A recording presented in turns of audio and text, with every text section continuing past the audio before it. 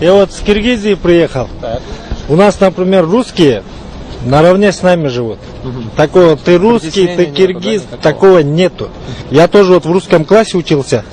Русских много друзей. Но когда я сюда приехал, у меня реально вот к русским, вот я назову вещи своими именами, у меня реально к русским отношение в другую сторону поменялось. Почему? Да? Почему?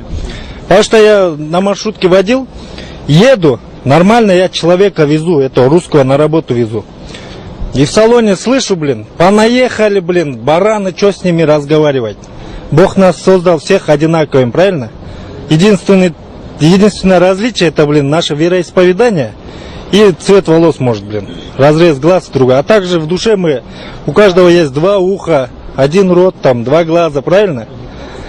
А почему такое происходит? Почему такое происходит? Потому что в Москве именно, не знаю, это Москву ревнуют, что ли, москвичи?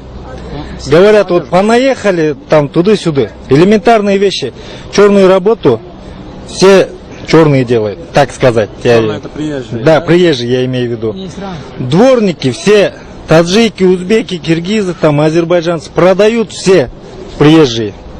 А москвичи, вот если, у меня такое впечатление складывается, что вот, если нас не будет, вы меня извините за выражение, свое дерьмо некому не будет убирать. Правильно? В Москве я вот То именно. есть они не справятся, москвичи не справятся. Ну потому что они справятся, они просто не хотят этого делать. Западло для них. Улицы, вот двор подмести. Конечно, да? Конечно. Ага. А к термину «Россия для русских», «Москва для москвичей» вы как относитесь вообще? Что вы можете сказать о вот этом высказывании, об этой речевке молодых? Москва для русских? Нет, это неправильно.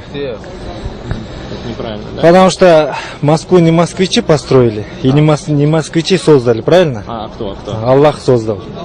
Вот. Бог создал землю, и ни москвичам там, никому, ни другому не решать, кто где будет жить. Вот я до приезда слышал, что москвичи вот такой злой народ, но я в этом убедился. Злой, да, народ? Убедился.